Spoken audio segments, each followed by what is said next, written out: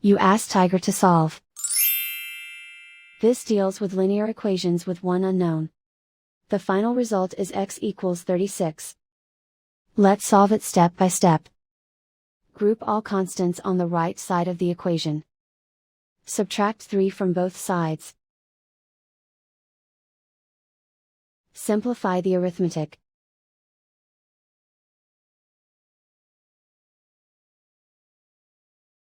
Isolate the x. Multiply both sides by 4.